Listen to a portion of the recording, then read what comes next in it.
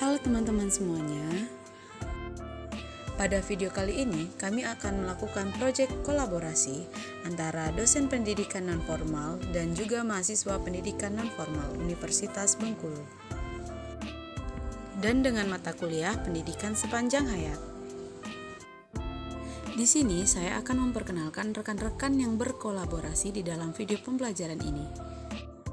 Yang pertama, ada dosen pengampu mata kuliah pendidikan sepanjang hayat, yaitu Ibu Leni Mantili Hutauruk, MED. Selanjutnya, ada Dea Sakila Devanti, Enda Anita, Andini Miftahul Jannah, dan Santika selaku mahasiswa pendidikan non-formal. Nah teman-teman, pada video ini kami membahas tentang kurikulum pendidikan sepanjang hayat.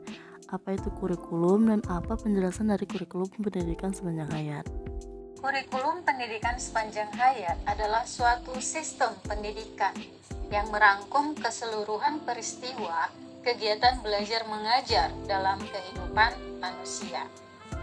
Proses pendidikan dalam kurikulum ini dirancang dengan desain pembelajaran yang berlangsung secara berkelanjutan, di mana tidak terbatas oleh usia, perjalanan hidup, sejak lahir hingga meninggal dunia, baik secara formal, informal, dan non-formal. Baiklah, itu tadi pengantar tentang kurikulum pendidikan sepanjang hayat. Terima kasih untuk Ibu Leni Mantili Hutauruk.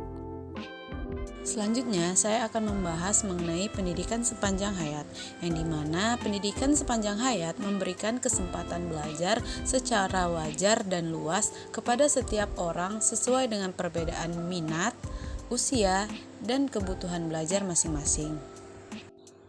Adapun dampak program belajar sepanjang hayat bagi seseorang individu dapat dilihat dari meningkatnya kebermaknaan seseorang dalam kehidupan dirinya, keluarganya, dan juga lingkungan masyarakatnya. Kebermaknaan diri berarti memiliki kemampuan untuk menjadi diri sendiri, bersifat mandiri, dan memiliki kemampuan untuk menentukan jalan hidupnya sendiri. Teman-teman semuanya masih tetap di video pembelajaran kami ya. Oke, kita lanjut ke inti materinya. Halo semuanya, saya Andini akan menjelaskan materi tentang model yang mempengaruhi pengembangan kurikulum. Yang pertama, model konten, yakni fokus apa yang dipelajari. Model ini membahas mengenai pengembangan pemahaman peserta didik dari berbagai bidang yang berbentuk mata pelajaran, seperti matematika, sastra, dan seni rupa, dan lain sebagainya. Yang kedua, model proses, yakni fokus pada cara belajar. Model ini adalah suatu pendekatan kurikulum yang tertarik pada proses dan prosedur pembelajaran sehingga pembelajar mampu menggunakan dan mengembangkan isinya, tidak hanya menerimanya secara pasif. Yang ketiga yaitu model situasional, yakni fokus pada konteks budaya pembelajaran. Lawton melihat pendidikan sebagai transmisi elemen-elemen kunci budaya masyarakat baru. Kurikulum disusun berdasarkan pengetahuan dan pengalaman yang paling sesuai untuk subsistem. Baiklah teman-teman, materi selanjutnya disampaikan oleh Santika. Hai teman-teman, masih study video ini kan? Nah, saya akan memaparkan materi tentang ideologi pendidikan. Ada 5 ideologi pendidikan menurut Santo Agustinus. Yang pertama, humanisme klasik, yang berarti menjaga masyarakat akan tetap cinta budaya sendiri dengan mewariskan warisan budaya masyarakat kepada peserta didik. Yang kedua, humanisme liberal, yaitu menggunakan cara disiplin intelektual dalam menggunakan individu dan dengan demikian masyarakat yang lebih adil dan setara. Yang ketiga, instrumental. Instrumental ini yaitu kurikulum yang memberikan produk tertentu seperti pengembangan tenaga kerja terampil.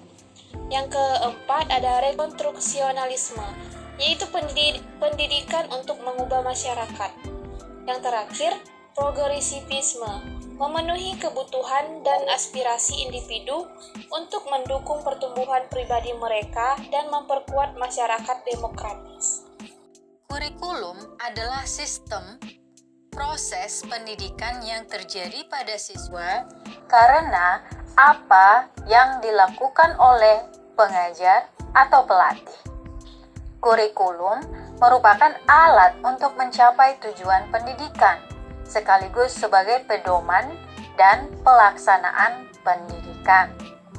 Kurikulum mengikuti falsafah hidup bangsa, kemana arah dan bagaimana bentuk kehidupan bangsa di masa depan akan ditentukan oleh kurikulum yang digunakan bangsa tersebut. Pendidikan seumur hidup yang disebut dengan long life learning adalah pendidikan yang menekankan pada proses pendidikan yang berlangsung terus-menerus sejak seseorang dilahirkan hingga meninggal dunia, baik yang dilaksanakan melalui pendidikan formal, non-formal, maupun informal. Jadi, bagaimana teman-teman semuanya? Bagaimana tentang perjalanan pendidikan sepanjang hayat yang pernah kalian lakukan? Jangan lupa ceritakan pengalaman kalian di kolom komentar ya. Tunggu video pembelajaran kami selanjutnya. See you!